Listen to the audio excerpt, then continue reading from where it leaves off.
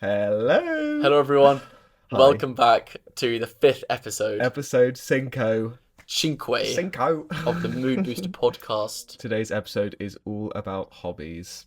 It's a good one. It is You very, guys are very in good. for a very, very good episode today. Mhm. Do you We want to speak a start, little bit about? we start talking actually. We spend a bit of time before we get onto hobbies, just reflecting on our experiences in the last week, and we actually unpack some of the low feelings we've been having and why that's okay, or why how we experience those. But then we do go on to hobbies and speak about what our hobbies are, loads about sort of how we pick up hobbies, the importance of hobbies.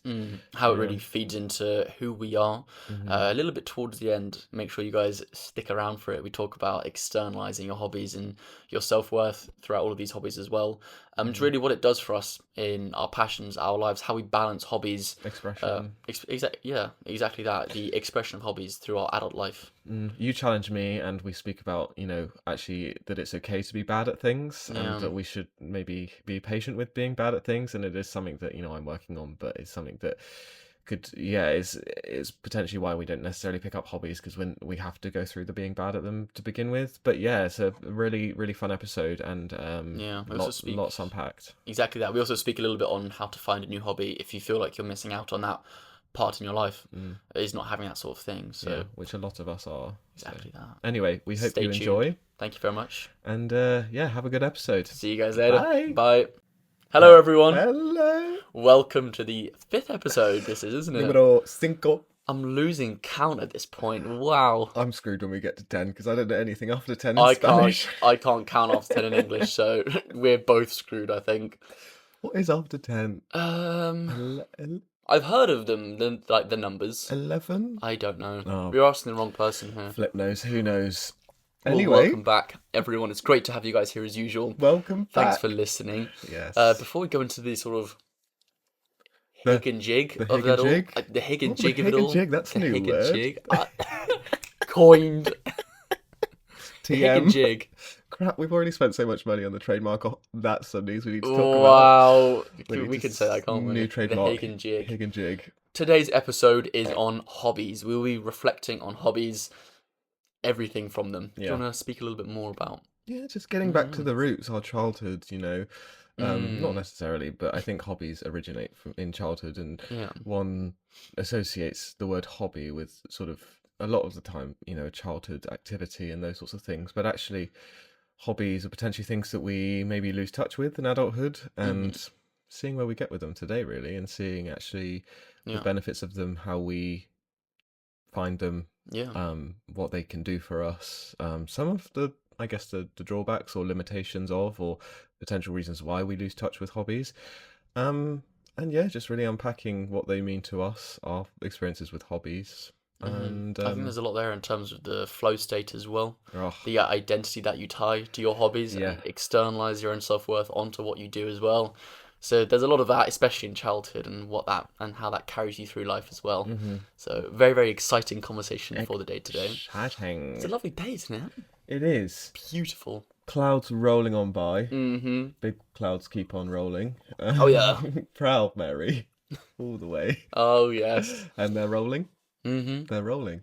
Oh, is this a reference? Rolling along the river.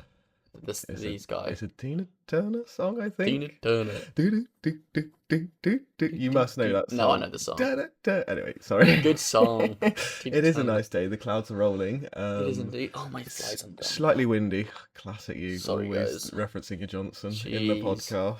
Jeez Louise, these guys can't get enough of it. Patreon, five quid. Patreon. Yes, we have a Patreon, so you should follow our Patreon. Speaking of Patreon, we have a trademark. So exciting. I think we mentioned it in the last episode, did we not? No. So, guys, we have been given the official Mood Booster trademark. How the flip have we? How forgot to unreal mention is those? that? We literally got the email. We were on a rooftop bar, got the email saying, "This is your trademark." Like this, the actual email had like a cool little banner on the outside. Oh yeah. The whole sort of Victorian spiral framing edge to it, and that's how we knew that it was like serious stuff as well. Yeah. Um, It was wax sealed as well. It was wax sealed. had to- It was someone dipped it in tea and had burnt the edges, hadn't they? They Like it was had. a year 4 piece of homework. Yep. It had It was- some like coffee stains over it as well. It was Yeah, the actual trademark itself, I said emailed. It was actually dropped off by a pelican. a pelican. Yep. Wow. Not a pigeon. What are the birds which dropped off the babies? Oh, a stork. It's dropped off our baby, our intellectual property office trademark. A pelican. Pelican. A You massive flamingo's do dropped off our make me. trademark. I love that flamingo. Yeah, so if you try anything with the words mood, booster, or the, Back off. we will sue you till you die. Oh, back off. Gavin and Stacey. Gavin and Stacey. Got it. I got it from the Welsh accent. Yeah. Oh, another conversation for another day. But Charlie's not a fan of Gavin and Stacey, and I I've am never seen it. the biggest fan of Gavin and I've never Stacey. seen it. Any time it's always a reference. I imagine Gavin and Stacey is very much on par with Coronation Street or EastEnders. That is extremely offensive to say. How many people are going to rile up with that comment? That is very. Yeah, I'm not entertaining that. Nibble. But yes, so we're on tangents. We are officially trademarked, which is so cool. We back in January were just in, I think it was January, like a wee workspace, and our lunch break, like tappy putting it in felt like it was the most exciting thing, and it is the most exciting thing. Yeah. And we're just like, this is the beginning of the rest of, it was so cool, and it just symbolized so much. But then we had to hold patience, which anyway, we had to hold patience, which it takes like 12 weeks, and eventually it came through, and it's been such a quick 12 weeks. It was quite funny. Our friend Jay, he sent through a screenshot about 5 seconds after we told him of our trademark, and it was a picture of the BBC Bite Size, so the children's programme called Mood Boosters, and it's a charity for children. I think they're with Pudsey Bear, it's called, I think. Yeah. And the whole thing is just, it's like a children's show. And his comment was, sue the flip out of them or something. Just sue them till they're on the ground. So, BBC Bite Size will be coming for you. Yeah, BBC. I don't care that you work with children or that you're a charity. Yeah. We're having all of BBC's money. You shall rue the day you were born. Mm-hmm. We'll just not pay our TV licence, and then we'll be like, well, we won't sue you, we just won't pay our TV licence. Exactly We'll call it quits, maybe. Yeah, shake hands, a little gentleman's agreement. Shake hands. We don't sue you and we don't pay your TV licence. Anyway, Charlie, Bit of a rogue one. That was a great introduction. I'm pretty good. Thoroughly enjoyed that update. And I can't believe we forgot to mention it last week, but it's super exciting. I guess, actually, I do realise we forgot to mention it because we were on a beach and had a bit of a tough time recording. Tough times never last. Tough times never last. Only tough people last. Only tough people last. How has your week been? My week. One of the biggest achievements, I think, in a long while was this weekend. I'm not sure if I've mentioned it, but I quite like the ocean. Quite passionate about it. Me and a friend at my work, Seb, we set to do a charity fundraising event for a marine conservation charity called the Blue Marine Foundation about 4 months ago. I set a goal of about £2,000. And the challenge was the Nine Edges Walk.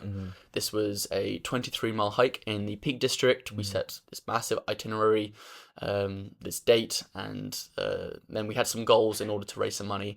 And on Saturday was the walk. It was the 23-mile hike. Unbelievably difficult walk, I think. I mean, nothing compared to the marathon, but treacherous conditions. Still treacherous conditions. Very, very sunny. Very, very. Didn't know if we'd make it. Overall, a fantastic day. Overall, about 7 of us were there, I think, including yourself. I was there, by the way, guys. Is that the right usage, yourself? I know in traitors they don't do it right. Yourself, Frankie. Yourself, Frankie. Regardless. Yourself, Ellen. Regardless. Regardless. What was I even saying, man? The charity fundraiser. It went well, and there were 7 of us, including me, myself. Yourself. So we've raised about 2.5k so far, I think. So we've exceeded our target, which is huge. Did the walk on Saturday. It was a fulfilling day, I think. I was extremely proud of everyone who turned up.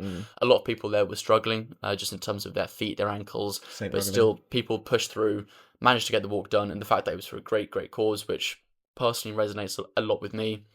I just absolutely loved. So Saturday was a very fulfilling day, very, very proud moment for me. And then Sunday, we had a very, very fun day doing something, doing some filming, weren't we? Yeah, we did have a exciting fun day. Things coming. Yeah. So overall, the weekend for me was, I'd say, great. It's always good to get out of London. And I think you said, and I very much agree with you, is London's feeling a little bit stale at some points. especially with all the adventures that were going on, all these micro adventures.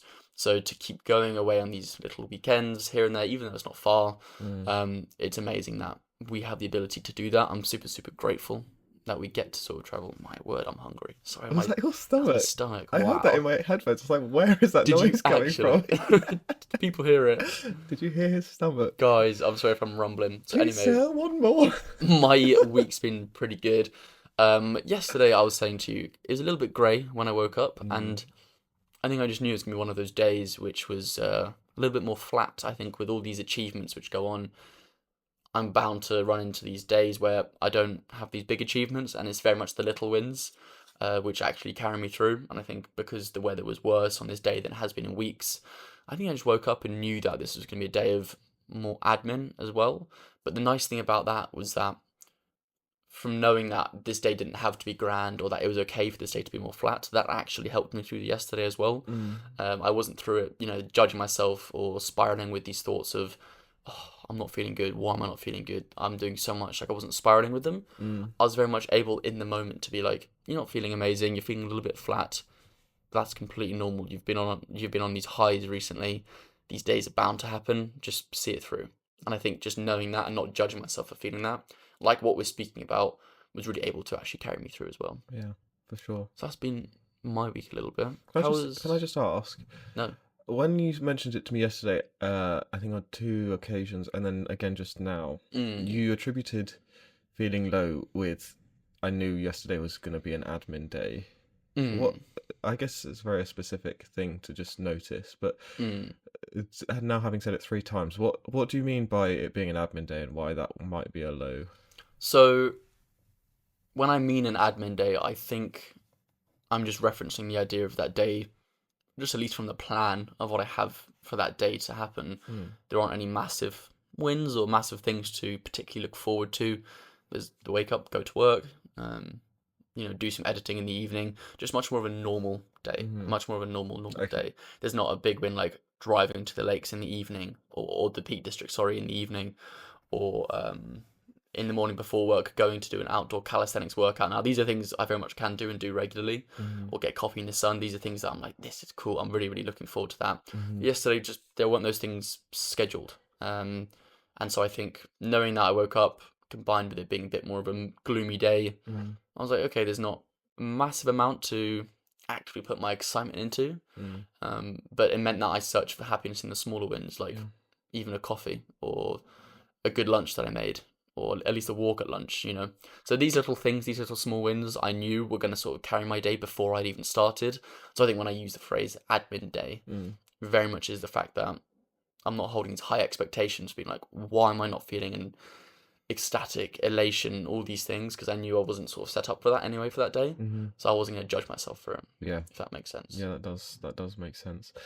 It's just funny, because both of us felt the same yesterday. Yeah.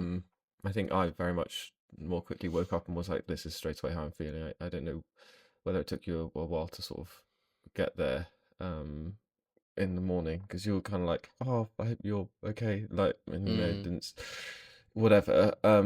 But what I'm getting to is that we are constantly through this our conversations and what we're doing here talking mm, about finding the joy in the little moments and not looking for those big wins, yeah. and I think both of us are, it's showing that like we're not even there and we're just constantly trying to do that ourselves, because Completely agree. yes, there was a prime example of we didn't have a big win yesterday, neither of us really. Hmm. If you were looking sort of comparatively to going to the peaks or going to calisthenics, there was no Yeah. like high objectively or It's a very whatever. normal Yeah, day. yeah, yeah, Yeah. relatively. Like there no high, sorry, it was just a normal day. And it called into question for both of us, or challenged both of us to actually sit with that and be like, okay, this is just a normal day. How do we, How do you handle it? yeah, because Mm, actually, yeah, it's not the highs, and we can't rely on those highs in life to feel, carry us through. yeah.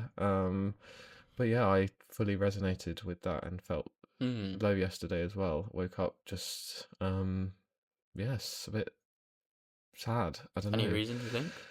Um just like work. I've got some work pressures in my head at the moment, which Mm. a lot of them are like self-inflicted, but um also some physical deadlines as well, or Yeah. like tangible deadlines, sorry. But then like in my own mind about sort of performance and whether I'm doing enough and all those sorts of things, Okay. which is not fun to go through or sit with. And then um, just nothing to worry about, but also like had a doctor's appointment for something that I don't know the answers to yet. So just like also Hmm. nervous about that. But I think, yeah, just like you, I think on the base of it, those are sorts of things that if I had something else, like driving to the peaks or whatever, Some big thing. I wouldn't really mind because I'd be excited and happy or whatever because I had, this big high to look forward to. Yeah. Whereas when you're on a baseline day like I was yesterday or an admin day, if we're calling it, Mm. those things that are maybe worries or pressures sort of sit with you or sit with me more, Hmm. because I don't have a distraction maybe, or I don't have whatever that other Bigger thing thing to is. hold on to. Yeah, Yeah. and I guess that's what I was facing yesterday, and yeah, probably still I'm facing a little bit today. Like I'm in a really good mood. Obviously, every time I'm here, I'm in a good mood, but Frick yeah, brother. I'm still just thinking about those things. How do you think you could be kinder to yourself when you don't have these big highs to sort of latch onto? As you've just said, a lot of what we speak about here is we don't always have these highs in life. It's Mm, about the everyday finding happiness. A, let me restructure my question. Do you feel like you're kind to yourself on these days when you don't have these big highs to sort of cling on to? mm. Let me ask, yeah, let me ask you that first. I think I'm a lot kinder to myself than I perhaps was, even a matter of months ago. Okay, good. I try not to catastrophize them and know that it's okay. And just because I'm feeling in this state right now, it doesn't Mm-hmm. necessarily define my being or my overall state. Mm-hmm. It's just, we fluctuate in emotions and feelings and states of being. And as such, there are going to be days when you feel low or not as high, I guess, as those other days. And I try and just acknowledge that and, like I say, not catastrophize it and be okay with, okay, yes, this isn't like a lovely feeling and I Mm-hmm. don't enjoy this, but also I shouldn't sort of run away from it or make myself, add rational thinking or cognition to this and be, start to, I don't want to use the colloquial word, I don't want to deep it too much. Yeah, no, you can uh, say it, yeah. because I don't need to necessarily always deep it too much. Yes, if that was like a continued state or whatever, and there were real triggers going on, then yes, I could do and I could work through that. But I think a day like yesterday was just a meh day, Mm-hmm. and I I just sat with that. I was still productive. I still like was working all day, Yeah, kept my head down, kept busy, but also just acknowledged and very much in other ways speaking to it. Instantly spoke about it in the morning. So good. yeah, and then you spoke about it in the evening as well. Do you About judge yourself for having those meh days? some, I think I get in my own head about feeling like I feel them more often than not, but I Mm-hmm. don't actually think I do. I think just when I'm in those days, I do still deep it a little bit and be like, I must be like such a Debbie Downer or whatever the word is because I'm always like anxious or whatever. But I actually don't think I Mm. am. Moody If I were Marcus. to be objective about it, I don't think that it's more common than not. Yeah. I don't know if you would agree, but I yeah, wouldn't, but that was also yeah. what I was trying to get onto is from my question was do you think you're kind to yourself in these days when you're having these meh days? Was when you're in that day, Mm, do you feel like you're kind to yourself? Are you like on one side of the fence, oh, this is just a day, it's fine, it will pass soon, it's fine, I'm feeling this, or when you're in that moment, are you sitting there saying, why am I having a down day? Why am I not through this? Why am I not, mm, beating yourself up for judging or feeling this way, sorry. mm, Um and maybe you have gotten better. Have only known you for about what, just under a year now. Um I think you have as well, but I mm, wouldn't say you're a Debbie Downer at all. I think no, that's very much your own sort of judgments onto your yeah. own self. Which like is my go-to like knee-jerk reaction is to be like, God, I feel like this all the time. I must be such a not bore, but what's the word? Like a downer to be around or whatever. Mm, But I actually, when again, if I were to add logic and reasoned thinking to that, I know that yeah, that's not the case. yeah. So that kind of mitigates that. But it's something It's that difficult is, to see in the moment, isn't it? yeah, it is. Very, very, What very about tough. you? I'd say something, yeah, I've gotten better at it as of the past few months as well. Mm, I'd say when I used to have those days, which were most likely just as frequent, if not more frequent, about a year ago, um, when I was in those days, I'd catastrophize it, thinking in much more the grand scheme of life, why am I not exactly where I want to be? Mm, Then I'd maybe externalize it onto my location or the mm, people I'm around with, whatever it might be. I try and put it onto other people, not other people or just other things other than myself. And that doesn't mean on the inverse, I'm, reflecting deeply when I'm having these sort of meh days. mm, I think I'm just a lot more accepting of it. mm, I'll speak about it whenever I come to terms with it, but I'll also, if it's there, I just sort of say, okay, this is a day which has happened. They're very common for everyone. yeah, Let me just allow it and sit with it. It'll pass. Probably tomorrow will be a lot better. And if it's not, that's also fine. yeah, But it's normal. So why would I try and push something away that is completely normal?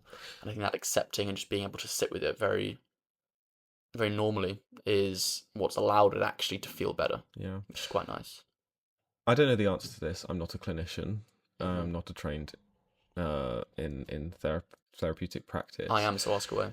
But I guess I'm just asking out loud just to hear thoughts, and maybe for us to talk about, because I can imagine, when you say this is just a day and it'll pass, so it's okay. Hmm. What if it's you felt like that for a week? How many days in a row, or how long do you feel those feelings before you're like, I don't know. I'm just thinking out loud. What if? Because that's a fear that I have. When I feel like Yeah. this, I'm like, God, it's been 2 days in a row now. Like it usually doesn't last as long or whatever. I think it's not from my own opinion, again, not a clinician, so I don't know the chemicals in the brain behind it, nor do I know if there's a certain threshold into which it stops being a med day and becomes a chemical imbalance. But in my own mind, I imagine that's not the question you should be asking, was how much longer is this lasting for? Instead, it's because that is inherently, I think, judging yourself for feeling it, which is exactly what I think maybe perpetuates it.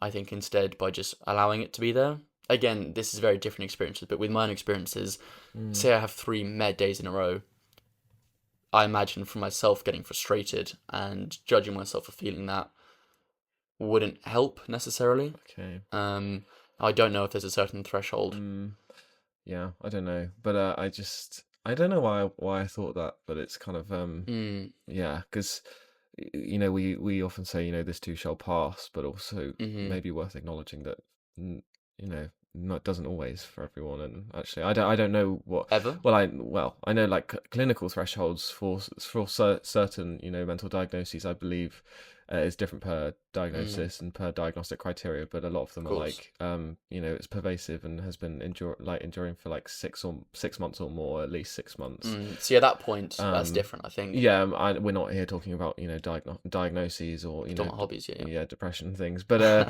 it's still maybe just worth acknowledging that Yeah. actually we say this will pass, but actually, like, well, how long is this going to last for? And because I know what I've had in the past where it's been like 4 days, I'm like, this isn't shaking, and then I start to then get a bit paranoid about it, like, Mm. when's this not? When am I gonna?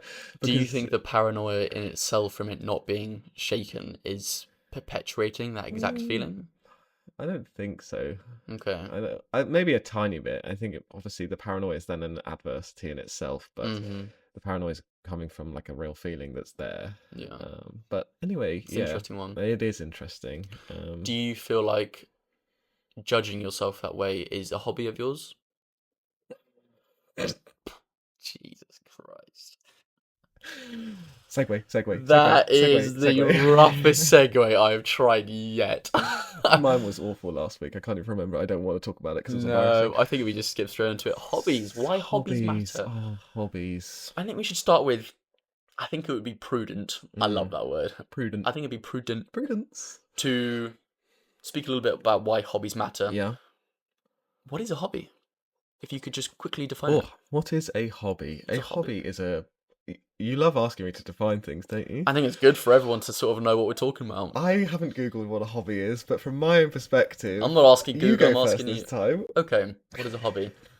I've got it in my mind, but I think in the I think it can interest be of as simple as a hobby is a pastime that one does purely for the nice. sake of doing it. Okay. Now, there are different reasons that one might do it, Mhm. for whether it's joy or achievement Mhm. or that feeling of, I don't know, achievement, yeah, I think. But I think a hobby is something that one does to do that thing Yeah. as a pastime Okay. in their spare time. Yeah. I think it's much more, when I think of hobby, it's a spare time thing. Okay, It's spare time. not your main, Yeah. Not your mate. not your main. What are you Main. doing over It's there? not my main present. I think Going out with Stacey. I think it's not your main pastime. Not Okay. pastime. It's not your main thing that you're Yeah. doing. It's very much a side Yes. Subsidiary or thing. whatever. Side tang. Would you agree? Yes, I would say a hobby is a recreational activity that Mm-hmm. one partakes in to, for numerous reasons, finding joy, passing the time, Mm.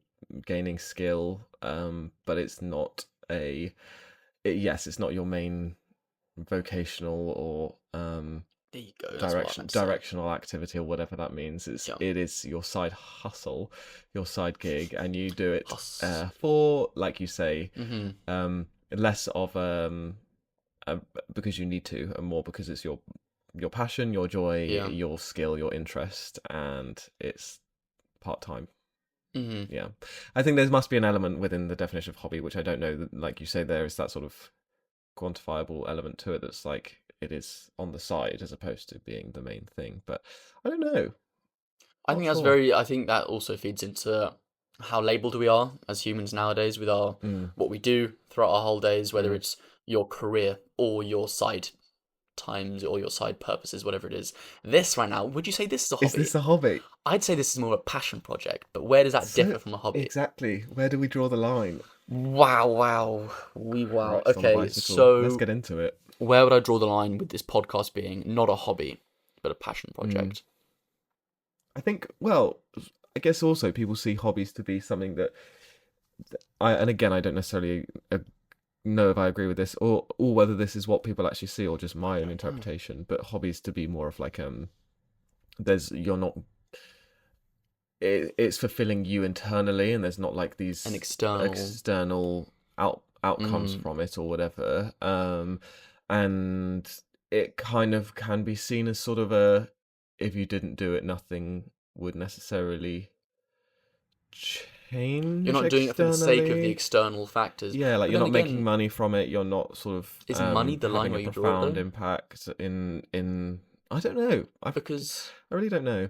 let's say for like a musician, someone who's Yeah, been playing piano from a young age, unbelievably good, starts to do concerts and then starts to tour the world. yeah, At what point does it stop becoming a hobby and start becoming yeah, is it when they start earning from it? Is yeah. that the No, I don't think so because my friend Claudia makes candles and sells them, that's cool. and I think that's a hobby. Yeah, Ah. maybe I'm realizing in this moment that I have, which I did say at the beginning, we maybe put sort of this schema around the word hobby to be like this Mm, childish thing. And even yesterday when we were talking about hobbies as a topic, I think you mentioned how like hobbies are, the word hobby is slightly sort of childish potentially. I can't remember exactly I what you think said. so because But it's not, and it's that not at I'm all. challenging myself in this moment. We Actually, should. hobbies are friggin' cool, and it's like well, they are, and that's what we're talking about today. They're an expression of your Mm, interest, your passion, your who you are, your personality, which is really yeah. cool. So why not to make as much of it as you can and make that your main Mm. thing if you can, I guess. So many of our days and our years nowadays have been built up to be around your career, how you earn money, what your job actually is. Mm. But stripping all that away, I think the hobbies a person has kind of makes that person who they Yeah, it's so maybe cool. are more. Mm. And I know we want to speak more on externalizing your own identity onto your hobbies and Mm. what can happen if you then lose that hobby to your own Oof. self worth. Yeah. That's later on. But I think, yeah, if you speak to someone, if you're even on like a first date, you want to ask like, what do you do in your spare time? Mm. What do you love? Because essentially what people actually love doing, not for money, but to fulfill their own self. Mm. That's I think what makes a lot of a person. That's what burns the passion Yeah, inside, for burns the fire, sure. keeps the fire burning.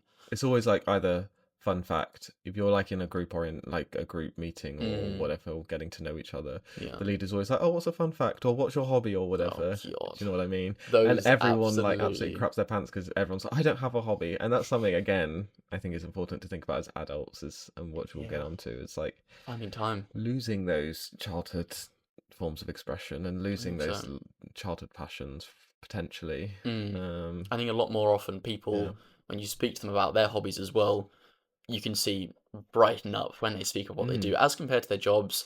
A lot of it, like I think it's a very realistic thing that a lot of people don't do their jobs because they love it, but more mm, because they feel like they need to. Um, yeah. And I think that's completely normal in this day and age.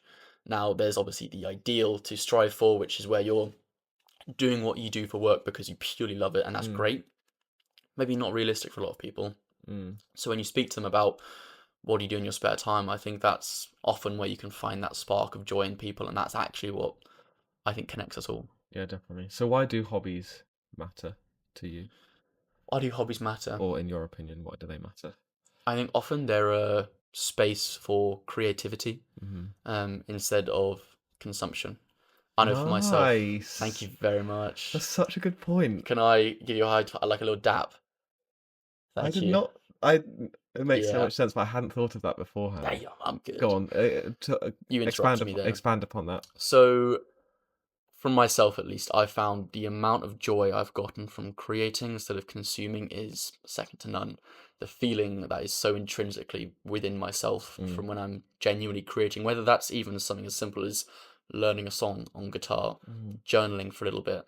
Um, I don't do it as of recently, but catching a wave on a surfboard, whatever it might be, mm, that feeling of doing the action, the creation is so fulfilling mm, just into your soul as compared to something else where you're just, I don't know, this is me villainizing social media, but just, consuming food or consuming social media, yeah, whatever it is, the feeling's completely different. And I think hobbies are very much a safe space, a personal space for a lot of people. yeah, A lot of different people have different things or different ways that they create. mm, But I think hobbies are actually a very safe space for people to create and have that yeah, feeling, that flow state, which we can yeah, speak on, of creation. Now, whether that's playing piano, mm, knitting, uh, football. painting, singing, Yeah, whatever it is, I think the expression of art or creativity in human life is a beautiful thing. yeah, I think it's what makes humans humans. It isn't what we do for our jobs, it's what we do to make us us. yeah. And I think hobbies are a fantastic expression of that That's so in cool. our busy lives, Mm. which is work. Couldn't have said it better myself. Very You cool. couldn't. No, I couldn't have. I do think some people might have a hobby that is consuming, i.e., like, Mm, I'm just thinking, I don't know, but I should imagine there's people that go and on a monthly basis watch the latest release in the cinema or whatever, or like Marvel, huge Marvel fans, yeah, and good they point. consume those sorts of things. Mm, Or people go into things like Comic Con or whatever. That is consumption based that's potentially. a good point. However, I'm not saying that to disagree with you.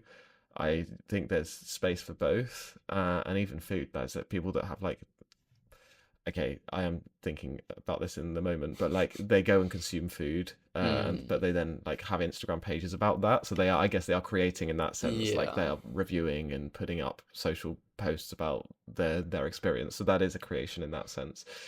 Um, but yeah, I think I come back to the point though. I completely agree there's space for both, and hmm, watching telly, whatever is your vice. But I do think from my own personal experience, which is what we're here to do, is talk about, is I just personally, yeah, I can't beat the feeling of like you say, that producing and creating. it's great. Yeah. I think I'm, not everyone is, but I am a creative person. Mm, I love producing things and creating things, and it just is so fulfilling, and it's such, like you say, it's kind of like an expression of my inner sort of passions or yeah, drives, or that fire within you. If you can then turn that into a tangible thing that you can see, I just think hmm, that's such like a cool process. it is. It's like that's my, either knowledge of this editing software, or Hmm, my brain that can paint with this paintbrush and do that thing, or I've learned this skill over time to play this guitar. Like hmm, that is so flipping cool. yeah. It's And cool, that isn't you're it? actually Hobbies are cool. producing that thing, and it's Mm, sort of your energy that's going into that, and your energy's making that, is, yeah, it's a true, and probably maybe one of the truest forms of expression, expression of who you actually are, which is why one of the reasons hobbies are so important potentially. you know Speaking, I want you to speak a little bit more about your own hobbies, if that's all right. I know we okay. had a little bit of a conversation before this. Speaking to your own hobbies as Yes. well, how do you think people find hobbies, and how do you think you've found your hobbies, and what are they? Okay, so my hobbies. It's the classic, we're here talking about hobbies, but actually one of the things I want to talk about today is how as adults we lose those, and we lose our way with hobbies. Hmm, Because for me, I say I don't have hobbies, and that's what everyone knee jerks to, is I don't have a hobby. But actually, if you then try and think a bit harder about it, and like I've done, trying to think a bit harder about it, I do have hobbies. I run, which I don't think is a hobby because I talk about it, and I'm always like, I guess I think like a hobby should be this novel thing that is Mm. not a quirky thing, but maybe it's sort of like Roller that, skating. that novel thing. Whereas when it becomes habitual, it's not a hobby, but it actually is a hobby, and I do Yeah. it every day, and I get so much passion from it, and I put so much into it that it is still a hobby. So I run, which is my main hobby. Yeah. Outside of that, I had dropped the gym in the last few months. You've changed to calisthenics. Don't say you've Yeah, dropped no, it. so Your that's training style's yes. changed. Be So kind to yourself. I Not had dropped it. I had dropped the gym. However, having said that, I am still moving, doing strength work, but just in a different format. So I'd like to cut in. You haven't dropped anything. You've just grown as a person from the weights into calisthenics. You are ascending to the exercise of the gods. timestamp voice crack. No, did I voice crack there? Oh my god. Again. But I'll let you off because you were. Oh, you okay? I'm fine. I'll let you off because you were being nice. Yeah. So I take it all back. Yeah, so that's a hobby of mine. I then, yeah, I don't. I'm trying to think what else. I would say reading, but that would be a lie because I haven't read a book since Christmas, and it's now been Mm. 4 months. I'm the sort of person. I was saying to someone the other day.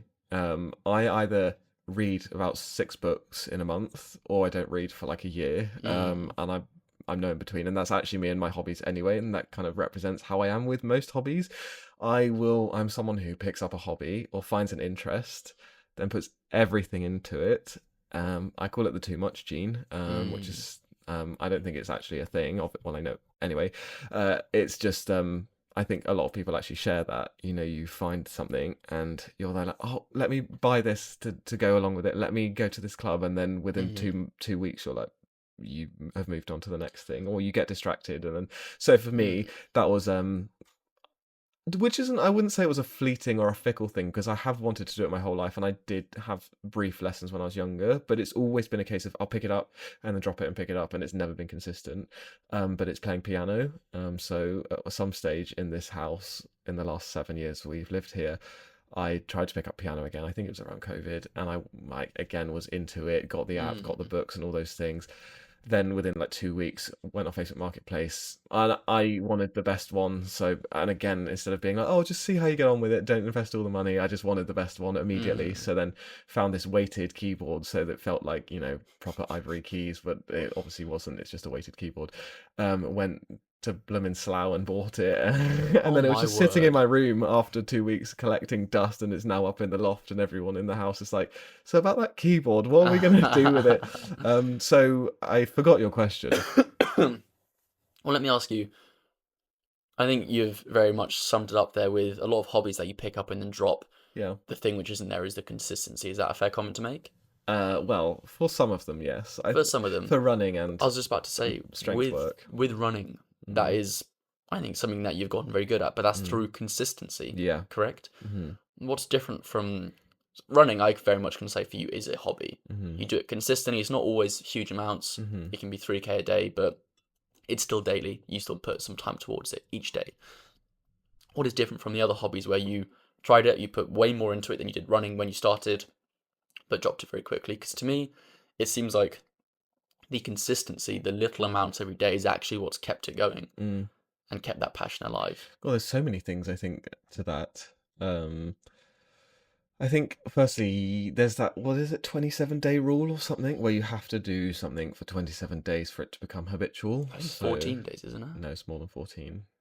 I I think just saw it's on it's 14 no, it's more than 14. because I was speaking to someone about flossing, and I think 14 days was the Like that for fortnight of dance. flossing. Yeah, yeah, yeah. No, it's more than 14. I think it's Sure. 27. Yeah, minimum 27. It might actually be more, but I know it's not 14. Okay.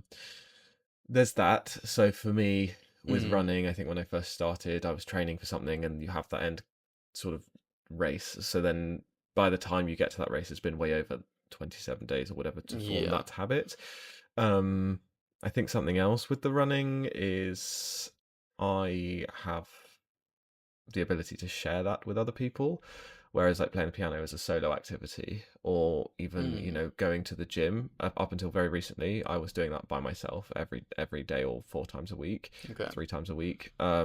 And as we know, and I've mentioned in previous episodes, I much prefer doing things with people, Okay. especially, things that are like an expression of myself where I'm finding joy. I Mhm. want to share that joy and that experience with other people. So for me, maybe that's another reason why I've stuck to running, because more runs than not, I'm running with people, and Okay. I will always, every single time, if it's 7 days a week, if someone said to me 7 days a week, can we run together? I would say yes.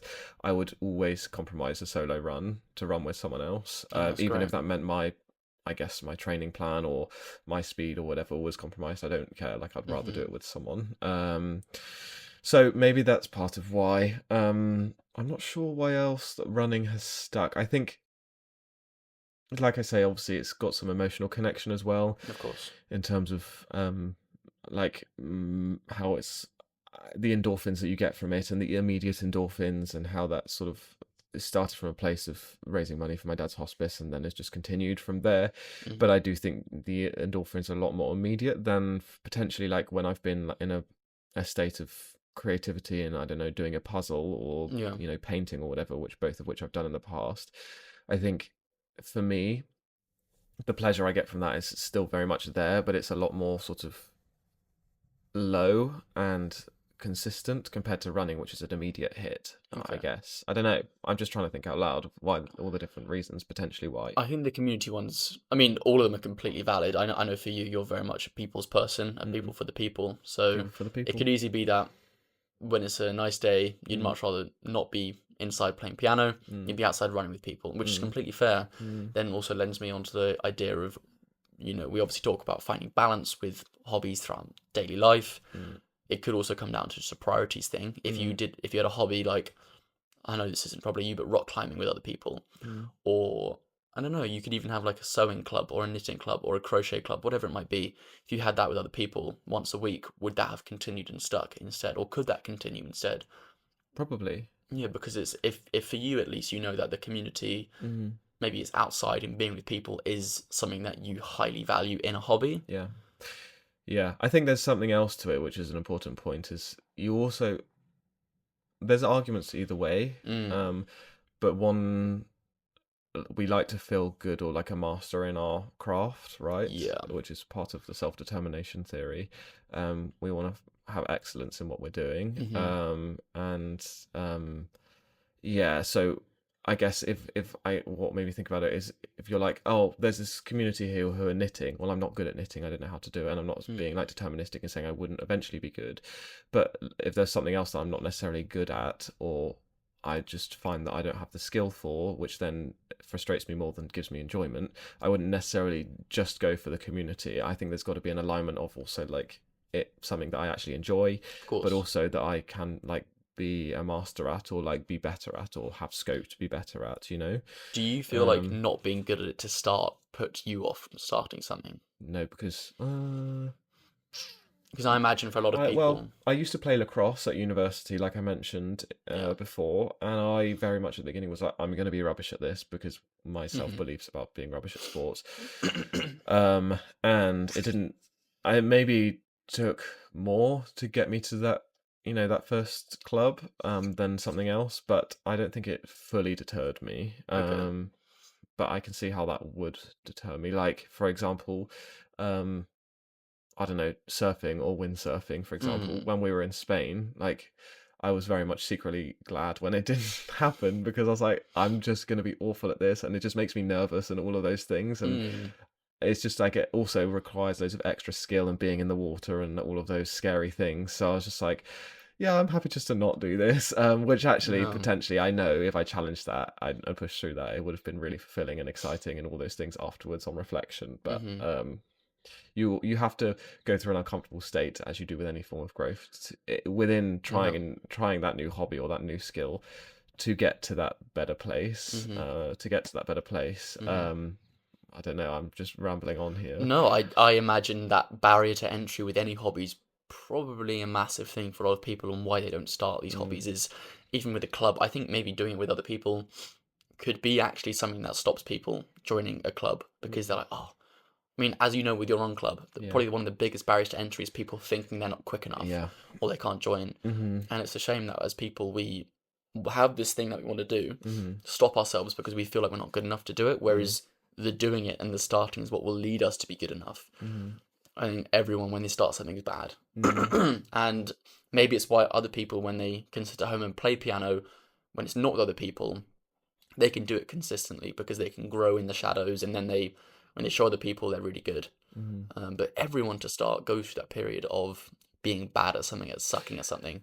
And I think if you're good at what you do with your passion, you see someone who's bad at it and you cheer for them. You are Yeah. very much like, keep on doing it. You'll learn because you know that you've been in that position where when you're starting, you're bad. Yeah. I think you've also just made me realize another reason why I potentially haven't stuck to piano is because I am too impatient to be bad for so long. That's it. Yeah, that's definitely it. But like, I just want to be Mozart. Do you know what I mean? Okay, yeah. But That's how it I works, have to isn't it? spend years. Whereas running, arguably, like obviously, I'm not negating how hard it is because I started running myself at some stage, so I remember how hard it is.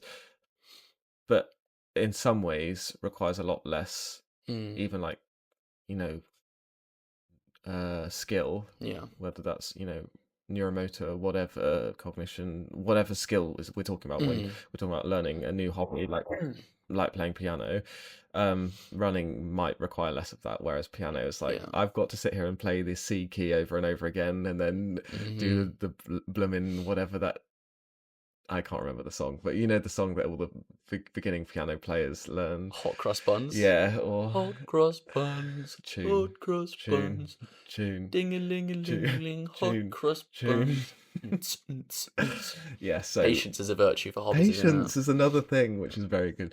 I'm aware of two things. I mentioned self-determination theory, and haven't really unpacked what that actually means. But Yeah. also, I have spoken a lot about my hobbies or lack thereof, or my journey, Mm. and I want you I was interested in to hearing more share about yours. it. No, and I Yeah, appreciate yeah. that, but I also want to hear about yours. But I think firstly, if we just mention the self-determination theory, and we'll Please, probably yes. come back to it. Yeah, So yeah. the self-determination theory is something that is again probably aligned with a humanist perspective of psychology, that we are humans that have needs and we want to meet this space or this area of self-actualization within ourselves, where we've met all of our needs and therefore have sort of harmony, and the self-determination theory fits within that. And there's basically three broad premises that we want to sort of reach, or areas that we want to reach in our lives, which are autonomy, so like having agency and power of your life and feeling in control of your life.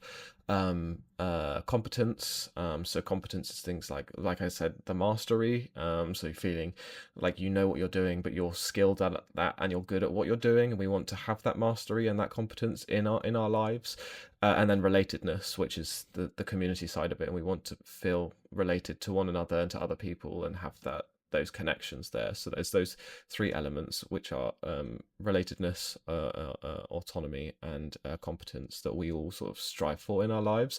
And I do think hobbies very much can fit within all of those. Like Mm-hmm. the autonomy is like we're choosing this passion, we're following along this. Yes, I have to go to work every day 9 to 5, but outside of that, I very much want to craft my own sort of identity or my own enjoyment, Mm-hmm. and therefore I'm going to do this hobby and enjoy that hobby, and I'm choosing to do that. There's the competence very much fits in, right? We want to feel good at something. We want our passion to be something that we can do well and feel like we're succeeding at and being good at. And I think Mm-hmm. like there is room, and we should challenge that. We shouldn't always have to be good at something to be able to enjoy it. Completely. um but yeah, and then the relatedness is like, obviously, like I've mentioned, I'm huge on that one. It's like finding potentially a hobby because it brings you together with people, and that's something that people in cities like London in their 20s, Mm. it's hard to make friends in these situations when you're working 9 to 5 or whatever, and people overtly say, "Oh, I've come to this run club to make friends." And That's there's why that, I joined. yeah, it's that Yeah, relatedness, right? Yeah, you literally said exactly that. that. So there is that, and I think that theory sort of calls all of these things into the conversation. And yeah, I do think we should probably talk more or think about the competence one and the mastery one, because I'm so bad for that. If I'm bad Mm-hmm. at something, like I said, when I was younger, I wasn't good at sports, so I was like, I'm Mm-hmm. not doing it. I'm rubbish. Yeah. Should I challenge that and allow myself to be? I just think it's frustrating. If I'm not good at something, I get annoyed, and then it just that takes the enjoyment away, because I'm like, I'm seeing other people be good at this, or Yeah. I could be better at this, and I'm not. So I'm not enjoying that being bad at something. I'm not enjoying being actively bad at something. I think that's very much a mindset thing. I mean, you're not the most patient of people, as we Mm, know. That's has a lot of pros. mm, One of the cons being that you don't have this patience with yourself to see someone and then say, "Oh, that could be me," and I'm going to keep on putting in work. I think it's very much a mindset, you know, perspective. growth. When you see someone who's objectively good at Mm, a hobby, which you're trying to be better at, you mm, have two paths, I believe, to go down. Path A, you say, "Why am I not like that person yet? This is ridiculous. I want to be better." Option B is seeing it more as like a, this isn't me trying to dog on you, by the way, and just say like, you know, your mindset's wrong, but you could very much flip it and say, that's very inspiring. If I keep on doing what I'm going to do, I know I will be like that. mm, And it's very much, I know with your impatience, it comes with it so much achievement because of what you put a lot of time into things which you care about, and then you mm, become very, very good at them. But again, with some hobbies, like whether it's piano, it takes years to master. And unless you have that patience day in and day out to consistently get better at and have that mindset shift to say, I'm going to be inspired by others, not be annoyed at myself that I'm not there yet. It could also very much the previous or the former mindset could still feed into that yeah, impatience could lead to you putting more and more time daily as well. So yeah, I think there's a balance there with your mindset. yeah. And I'm very much trying to move. I don't. Yeah, probably there's room for both, but I Mm. am trying to be more in that sort of growth mindset, which is the latter, Mm. and seeing that as inspiration, which is a prime example when we went to that calisthenics class in I was London just about to Fields say, yeah, a few weeks ago. I was with all of these absolute machines, all with their tops off, it's a very intense all place. of like just Hmm. handstands for about 3 minutes and just like pressing up from a handstand and all this stuff. And I was It's a just there very like intense couldn't even environment. I was just there like couldn't even do one pull up, and I was just Yeah. in the moment getting in my own head like this is just so not embarrassing, but this is just frustrating and annoying because I'm just rubbish at this and like what's the point? Which that is what my knee jerk reaction is, but I force myself in that moment to be like, no, this is like a good thing you're here and it's exciting and it's amazing that these people are like this because they will have started in my position however long ago, and it just shows that they're actually you could if you wanted to and applied yourself could get to that stage. I Mm. don't know if I necessarily fully.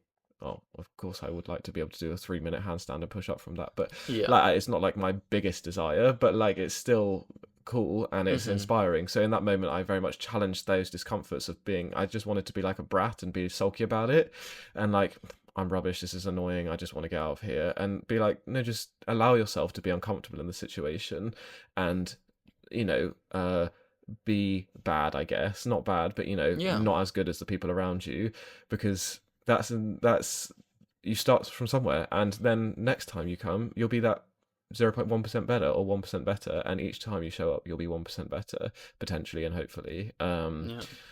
So yeah, I was challenging that, and it has, I've still been, I didn't go back to the class, but I've still been doing bars on my own or with you, Exactly and that. doing that. Did it yesterday while running, want to do it again today. So Hmm. um yeah, I am trying to shift towards that mindset, but I do just maintain. And then maybe this is just a me experience, but I don't think it is just a me experience. I get frustrated in that moment when I'm not good, and I'm like, why would I do something that I'm not good at? It's just frustrating, and it doesn't, because for me the mastery is so important of like bringing me that joy and that pride of like feeling Mm. like I'm doing something well. It's interesting for me. That's not what hobbies are about. It isn't about the mastery or the final goal of mastering it. That's a very nice feeling, Mm, especially if you're playing guitar and you get to the point where you can play the song fluently. That's a very, very fulfilling feeling, I mm, think. But even whether it's calisthenics or guitar or even surfing, I think it's the action of trying, which for me brings me that joy. Again, there are things like community, mm, being outdoors, being in the sun, mm, being around people who are very like-minded, which is actually what's bringing me joy. Sure, a 3 minute handstand and everyone be like, "Whoa, that's cool," and I think that would be quite a nice feeling as well.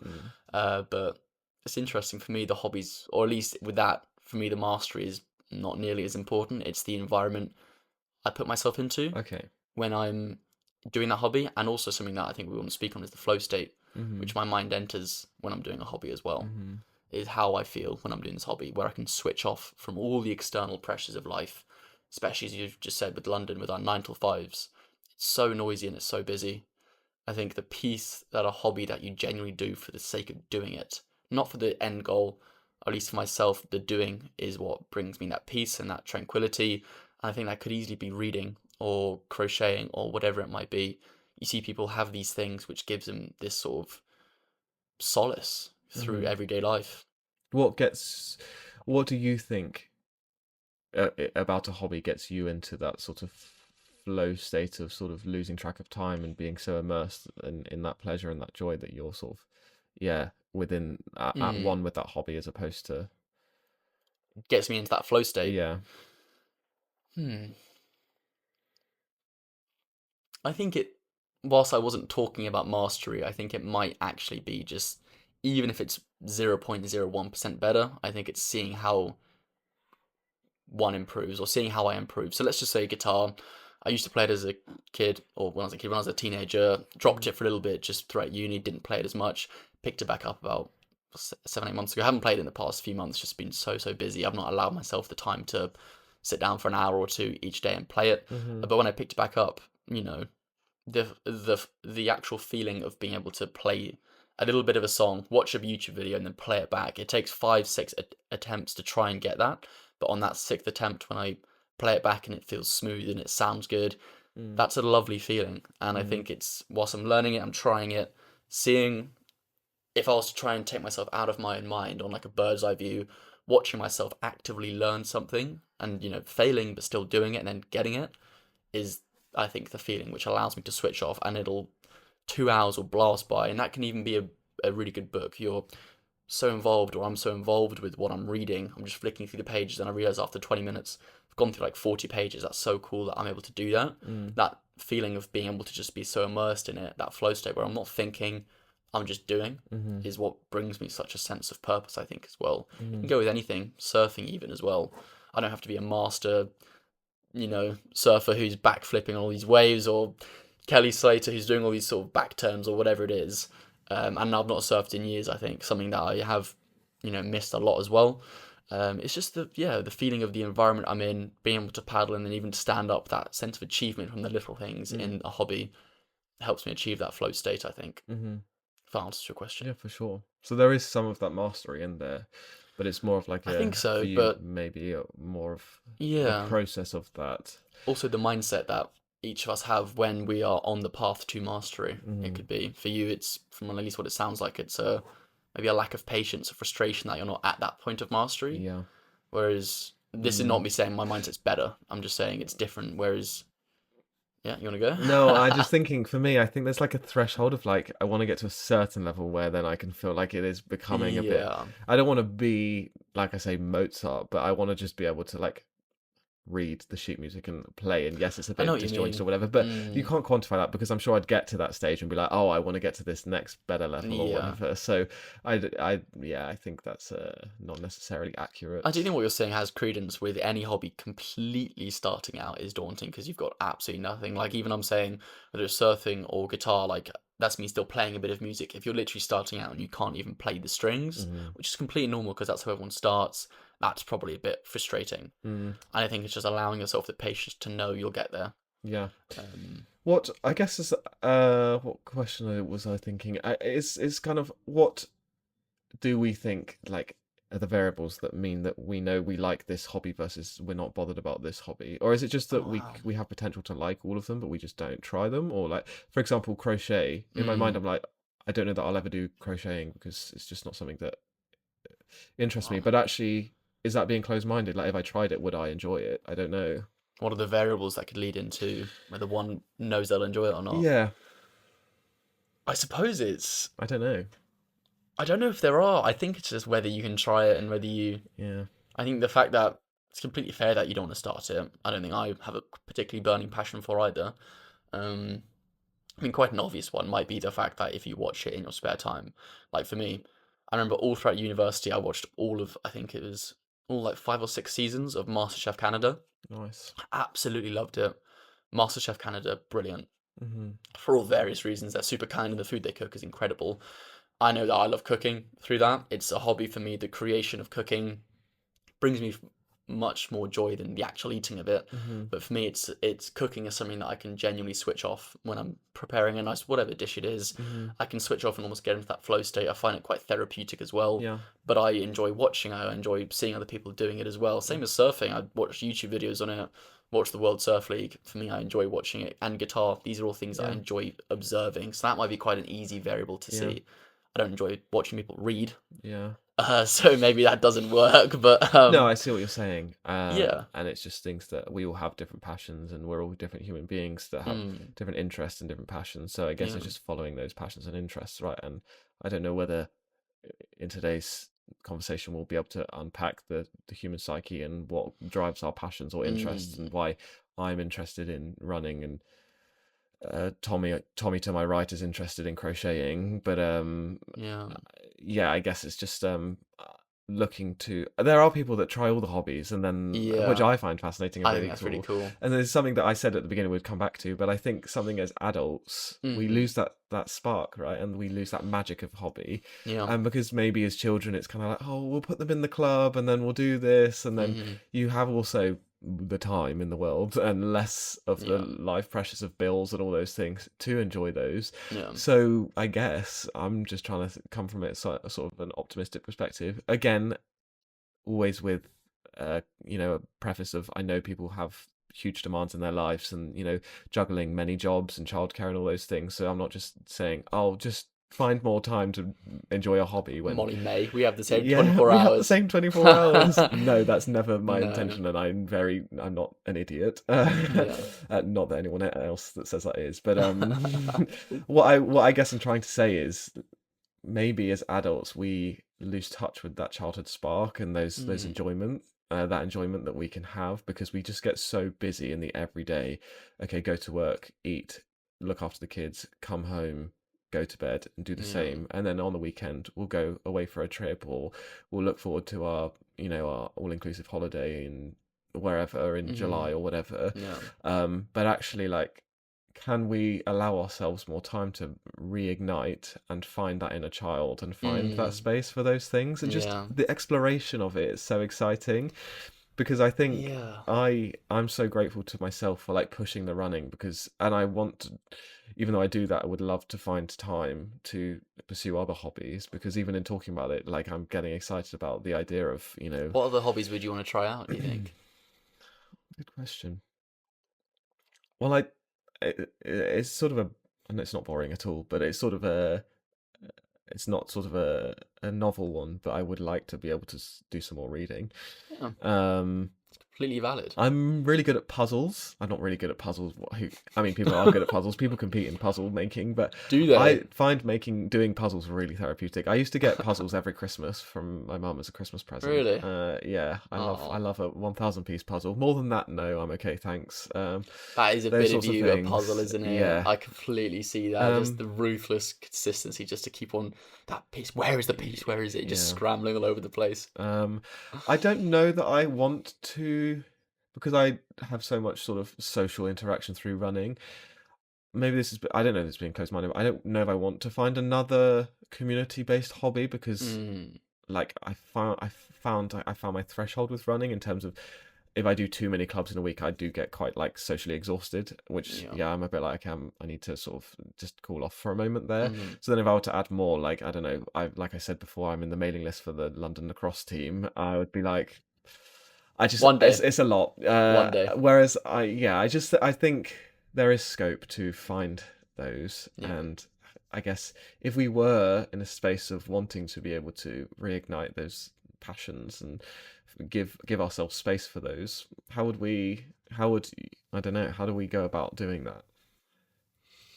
How to find a new hobby. Yeah. It's a great thing. There's so much to speak about here. I think a lot, yeah, maybe it goes exactly into what you were saying was as adults, we don't have these hobbies, and a lot of the time we think we don't have the time for it. Mm, Balancing everything, it just feels impossible, especially with energy as well. How much, something I just want to quickly rack your brain about as well, is energy wise. I think a lot of times people often say, oh, I don't have time to do it, I don't have the energy to do it. mm. Do you think doing a hobby you enjoy gives you energy or takes away from it? Sitting down for half an hour to play an instrument instead of Mm. That's a relaxing? hard one. I would say probably it does. Speaking for myself, it does give me energy, and it Okay. sort of ignites all of the things like the Mhm. creativity, and just it makes me feel refreshed and sort of alive, I guess, and a bit like a human being. Mhm. Yeah. But there is sort of a like an optimal threshold, I think, where Mhm. after a while it's probably like, okay, this is draining in a way. So, Yeah. but having said that, it, doing it in the first place does give me energy and Yeah. it's revitalizing.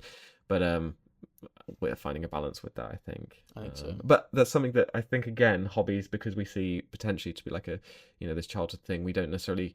They're the thing that we let go in our priority list, and we're like, Mhm. okay, I can't manage everything, so I'm just gonna have to let these passions go. But as human beings, like, without getting too sort of, Deep.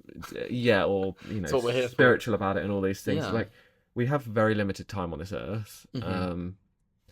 I personally am trying to make time for these passions outside of, like, I enjoy my job and I enjoy working, but you know I don't want to be 70 and remember just working. I want to Mhm. remember all of those things outside of that. Yeah. And if I can give myself time to that and maybe compromise, maybe do a meal plan or meal prep so I don't have to cook for an hour every night. I can have done that beforehand. I'm not saying I Mhm. do this at the moment, but just as an example. Yeah. Um, then I have an hour spare on a Tuesday evening instead of having to cook dinner because I've already made my dinner Yeah. earlier. Then I can make my time like that. But it's, I think, coming from a place of realizing the benefit and the importance of having that hobby and what that does for Mm. you and your soul and like just all of those things. Um, Completely I don't agree. know. No, it's a fantastic point. I think at least knowing what it does for your soul, I Mm, think is it's fantastic. And there's something that, yeah, I do want to speak about how one can find a hobby if they feel like they don't have any, which is a yeah. completely reasonable feeling. So I think maybe we speak on that before we go into externalizing your hobbies or internalizing. But in terms of how one finds a hobby, Mm, I think a very actionable thing you can do is find something that's quite low stakes. mm-hmm. Find something that's got quite low barriers to entry, at least just starting. Yeah. It might be something that you pick up and drop. You're like, that wasn't for me, but I think it's the starting Yeah. is, I think, especially with a lot of hobbies, it's that idea. I use this analogy in life for myself anyway. It's the Sylvia Plath said it's the fig tree analogy. Was it basically goes into choices in life, especially with life paths. Is you look at life as like a fig tree, you see all of them, and you keep on trying to find the best fig, and by the time you get back to all of the figs on your second round, they're all rotten, and you spend too long trying to figure out which one to choose. By the time it's too late. Mm-hmm. So the whole premise behind that is just start, just Mm-hmm. pick one and go with it, Mm-hmm. and maybe you narrow it down to three ones we like that could be quite cool. Yeah. Find something that's low stakes, quite easy to get involved with. Maybe if it's someone like yourself, find a community and other people to do it with as well. So let's just say it's something active like football. Go into the park and see what you can do with it. You might be absolutely terrible. Maybe you want to do it in your own garden if you don't even be seen by the people, but maybe go with a friend to a park and do it in stead. Yeah. I think it's these little tiny little steps that you can take, Mm-hmm. trying to carve out some time, even if it's 5 minutes, and just see if you like it. Yeah, I think there's also some motivational stuff in there, as well as the sort of not just waiting for the right time, the right scenario, Mm, is also in lowering the stakes. It helps with the motivation because even like yeah. from like a running perspective, speaking to my experience, if I'm like, oh, I need to go out for a 21-kilometer run today, Hmm. I won't do it. Whereas if I just even if it's just a psychological tactic that gets me to do it and then I end up running further, Hmm. it's worked. Just lower and it's the same with goal setting, right? Set them to be reasonable and not, Yeah. people do New Year's resolutions and they have these big goals. The more outlandish and extravagant your goals are, the less likely they are to be sustainable and Yeah. maintained. Let's just make it much more reasonable, much more lower stakes. Let's Hmm. just say, okay, I'm gonna go and try a little walk jog if Yeah. I want to get into running, for example. Hmm. I'm just gonna go one lap around the park, which let's say is, I don't know, 2-3 kilometers, and I'll walk and I'll jog a little bit and I'll walk and just set those expectations and those I guess the stakes lower. And that's then also not only sort of necessarily talking about waiting for the right time, the right scenario, and just seizing the moment or carpe dieming, Yeah. but it's also just helping with that motivation to do it in the first place, I Completely think. agree. Because yeah, Yeah. if I were to be like, oh, I'm going to go to this club and I'm going to be really good. That's just it's not reasonable. It's not Mm. feasible, and it's not going to happen. So I'm setting myself up to fail. You're also, I think, with that mindset, searching for the skill rather than the joy in the skill. Yeah, And it's that joy which will inevitably lead to, I think, the hobby being something yeah. that you can stick with as hmm well. And also, I guess what I just said is allowing Yeah. yourself to be bad at it as well, which I'm very much Yes. need to take on board. Which I am because, like I said, at Good. calisthenics, I was allowing myself to be bad at it, or not bad, but And you're improving, yeah. right? But I think that's when starting a hobby or trying to allow yourself space to do a hobby is Hmm. actually like your default knee jerk reaction, like mine is to be like, oh, I'm not enjoying this because I'm bad. But actually, can I challenge that? And would I be enjoying it if I were better? And therefore, could I give myself more time and patience to get better at Hmm. it? Yeah. Yeah. So I guess that's another way that's actually important to think about, getting into that hobby in the first place, I right? think it could easily be something as simple Um, as looking at your interests or hobbies which you had as a child mm, and sort of searching for those ones. Now, a lot of this is maybe especially if you're older, and your hobbies were very much they're very much sport based. So mm, whether it's riding horses or gymnastics, and you're now 70 and you're like, okay, I can't do that. That's completely fair. But it's just remembering what burned your passion as a child, and mm, maybe trying to find that again in some sort of form, whether it's even a club talking about horse riding. That mm, still could be the community element. If you're not at the stage where you can do these extravagant sports, like I know for myself, something that I'm wanting to get back into, but don't feel like I can as of right now for a hobby at least is more of a high octane hobby, whether that's kite surfing or paragliding. It's something a bit more extreme. I feel like I'd love that, and I'm at the age where that's something I really want to lean into. So very much on the path to try and find that. And that's quite an extreme hobby to go for as well. yeah. But when I'm older, I know I won't be able to do that. So as and when I'm older, it could easily be just going to a club which talks about it. So there's Yeah. little things that you can do to remember Yeah. those things which burnt that fire hmm or kept that fire alive to try and find a smaller Yeah. hobby. Nice. That's how I think I'd find a hobby. Yeah. I think that's Hmm. some good elements of covered there, Yeah. right? Um, it's I think it's just allowing yourself that grace and that Yeah. time. And I think with everything in life is being intentional. Like we've got to carve the days turn into weeks and the weeks turn into months. Hmm. Before we know it, it's been like 3 years and I've not touched that piano. It's like I've got to be intentional It's a game of choices. and allow myself that space and that time and that dedicated time to be like, okay, I'm Mm. gonna meal prep here so I can give myself time to do this Yeah. or whatever. Hmm. Yeah. Completely agree. So, So, are we talking mood boosts? wow, there's so much more we could speak on, I but I think know we should, you yeah. did mention about internalizing and Yeah, externalizing I think hobbies. because I do want to touch on it quickly. Yeah, for sure. Just it does interest me a lot. Is the idea of when you lose a hobby, which you had a lot of your self Oh worth my to. god, it's so important. I think for me, it's something that I have. There's so much there. Is if you, for myself at least, when I've put a lot of who I think I am, my being, who I should be in life, onto the things I do and the hobbies that I have. If those hobbies stop for whatever reason, it could be injury related, or Mm, I change location where that's not possible anymore. What does that do to my self worth? yeah, It just identity. identity. It just completely takes the floor from under me. Mm, And I think it's something to deal with. Is that loss of self identity? yeah. It's a tricky one. It is, and I think as human beings, we have to have tangible. We try to put tangible meaning to our identity, Mm, and understanding of ourselves, and that comes with like also the self determination, right? We want to know who we are and know who we are in the context of our space, our life, the people around us, the relatedness, all of those things. mm-hmm. So identity is often based on our career, our family, and our hobbies, those sorts of things. Mm-hmm. I'm not saying that's correct, and maybe that's something that needs challenging in itself, but that is the current situation Yeah. that a lot of people find themselves in. So then when so much of your identity is like I'm a runner, like so much of my Yeah. week is running, my run club, everything that's come from that. If I were to touch wood, it's not going to happen, but if I were to get injured tomorrow and not be able to run for a year, and someone said, okay, in a year's time you can start running again, but for a whole year you'll not be able to run, I know that my identity as that would be called into question. And maybe Mm, that's on me, and I need to find sort of more of my own self within more of my identity within myself and mm-hmm. who I am. But I don't know that that's incorrect to do because it's an expression of my passion. It's an expression of Exactly. who I am. That is true. So I think it's. just a byproduct of hobbies, and having those passions is what we then attach to our identity. And I don't think that's something necessarily a bad thing. I'm not sure. I think it's a great sentence. You said hobbies are an expression of who you are.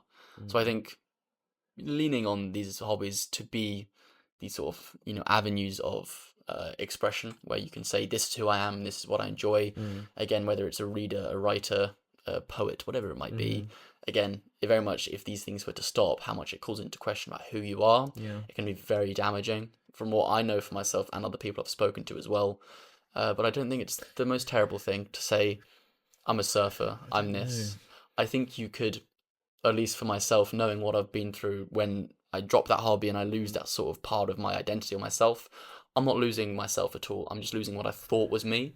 You Yeah. could say, I am Marcus. I enjoy running. I do run here and there, But but are you a runner?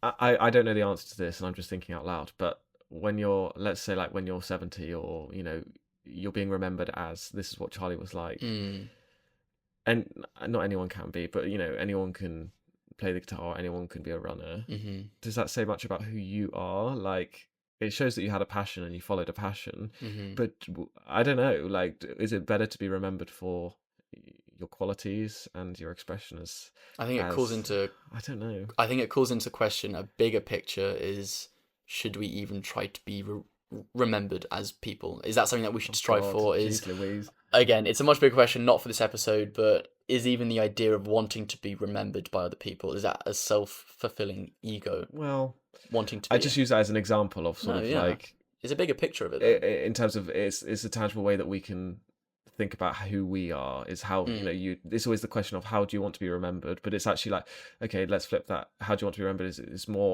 more asking the question of how do you want to express, and how do you want to be, and how do you want to yeah. find yourself and who you are. And yeah, I guess it's saying how do you want to be remembered is an easier way to frame that, because then it allows you to be like, oh, well, I want people to know that I'm kind, or I'm funny, or that I'm a runner, or whatever. But Hmm. that's actually just thinking, well, how do you want to reflect, and how do you want to be within yourself? I don't know There's been if that's a so bit many, too there's abstract, been but millions and millions of people who have been readers, writers, mm, runners, cyclists or whatever, and we won't know their names, but that's absolutely fine, because in doing those hobbies, they were in those flow states, they were learning, they were enjoying those hobbies, they were getting that sense of joy and achievement, which, again, if we're trying to sort of boil it down, one shouldn't be asking themselves, in my opinion, how will my name be remembered in life? It's, did I do what I enjoyed in life? yeah, And that's finding time for those hobbies. mm-hmm, It's finding that joy in it, mm-hmm. because that sense of joy and achievement that you personally feel from doing those hobbies is, I think, what leads you to the self-actualization, if I can even claim that. Well, it comes back to, and what we try and do here is finding the joy in every day, and God and not dang. thinking. I've just Whoa. got there, not thinking about how can you be remembered, or how Yeah. do you define yourself.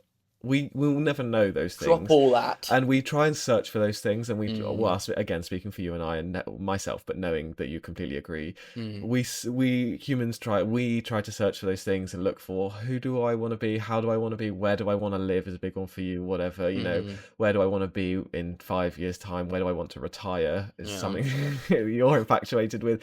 But actually, on a daily basis, let's try and unpack that and just Mm, find the joy in every day, because we don't know those things. They're not our reality. We don't know where we're going to be when we're 70. That's not promised to us. What is promised to us is today, and finding that joy in today. And whether that's picking up this hobby and going to run today because mm-hmm. I find joy in that, then great.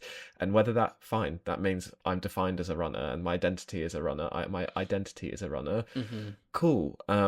But ultimately, that all comes back to, because in today, that's what I'm finding joy from. So, and Mm, that's then giving me some credence to my identity. But actually, it just comes back to me in this present moment, being intentional and being present with enjoying that thing and allowing myself to enjoy that thing. And if I can pick up a hobby, to be yeah. intentional with picking up that hobby that then gives me more joy in that present moment and in that day, then that's lovely, and that's something And I that's could enough. strive to do. Exactly that.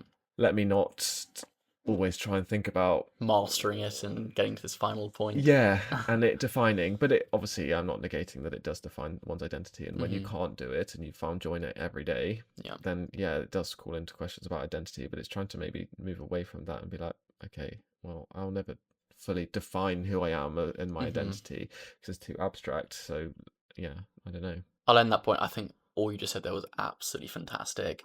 Thank you. there's a famous interview with Mike Tyson where someone's going around, the famous boxer, with all of his belts on the table, being like, "Where's this from? Where's this from?" He looks at all of these belts and says, "All this stuff doesn't matter. I don't care about any of these belts or what I achieved from these fights." For me, it was in these moments I was a sad and angry person. That was actually who he was, Mm, and the fighting, which was a hobby, it became much more of a job for him, but was what he was good at. He didn't care about it was, and as he's dropped it and become a lot more maybe even enlightened, mm, just focus on who he is as a person. mhm, Sure, he has these hobbies, or everyone has these hobbies as avenues of expression. It's what you were saying, doing it in the day brings you that joy, so you aren't asking these bigger questions of yeah. how will I be remembered. Now, Mike Tyson will most likely be remembered as a boxer, but still, Mhm, I think if we can all strive just to do them for the enjoyment of them. yeah. I think that's enough. Peace. Wow. Praise be. Well Praise done. be. Pray, Pauls. Praise Pray. be. That was an interesting It conversation. I was. loved that. A lot I more to did it, as but I've well. thoroughly enjoyed that chat. I did as well. And yeah, we went as always way into different places than I thought, but that's what's Mm. so enjoyable, as I could never really predict our conversations. Me on my way to get my skydiving license tomorrow. A new hobby inbound. Yep. Yep. Well, that was lovely. Yeah. I think we go on to what has boosted our weeks. A Yeah. little bit of a change in pace here. Our weekly mood boosts. Yeah. Just a couple of ones this week, as always. Did you Yep. want to go with your one Yes. first? So we had a lovely mood boost put in to our channel, our Instagram channel yesterday from Naomi. She was saying that she was struggling a little bit daily, and just getting through the days was her win. And I think that's absolutely fine. I think it's great that the fact that she's able to say that alone is brilliant. So Mm, many people struggle in silence, and I think the fact that she's been able to say that to us, was her mood boost, was her win, was the fact that she's able to be getting through these days is fantastic. So yeah. first of all, thank you for sharing, Thank you, Naomi. and yeah, that is my mood boost, knowing that Mm, she's getting through every day and still winning. yeah. So And that even struggling at the moment, just but getting through that struggle and is the win in itself and the boost completely agree. itself. So huge props to you. Thank you for Huge props. sharing. Thanks, And Naomi. yeah, keep going. Look after yourself. Yes. For me, What's your mood boost? Yeah. I had, and I think you agreed, Hmm. in the back garden here, came back from the weekend away. The apple tree is just in full bloom and Oh, it's it's beautiful. absolutely beautiful. Gorgeous tree. So was putting out the laundry on Monday morning. I just looked up, I was like, what the flip? Where's all of this blossom come from? And it's so It's like beautiful. Japan, isn't it? Yeah, oh my God, it's so nice. So I just thought it Mm, was a lovely little, it's just beautiful to look at. completely So agree. yeah, and then that tree also then, well, actually we won't live here by then, but that tree then turns into and makes apples so we can make apple crumble, but we'll have to come and steal the apples. Uh-oh, rob the Uh-oh, apples. I think uh-oh. that's a lovely mood Yeah, boost. It's tiny, but it's appreciating nature. thank you. Mm, Thank you. those are our mood boosts. Praise be. Praise be. Praise be. Thank you for a lovely conversation, Yeah, Marcus. This has been wonderful. it This was is this beautiful. has started my day off to a my word. You take this one. This is I can't keep on voice It break. was just for me. It was how last week's episode you said your voice has never cracked in an episode. I didn't think it had it? Yes. Oh, And here we are again. I'm not safe I'm ever. not safe I'm ever. not safe. I'm not Goat safe lash. ever. That's Gertlush, that is. Right, my lovers. Well, Anyway, thank you so much for thanks for listening to the joining us, guys. podcast. I hope you had a great episode. Did you have a great episode? I did indeed. Did you? Yeah, I did. Thank you very This is a great much. episode. I loved it so much. And I hope you all had a great episode as well. Well, As well. I'm gonna put off the microphone and you're gonna do some Goat I'm Lush going to do some ASMR. Gertlush ASMR. So basically, I am from Gloucestershire. So people who See ya.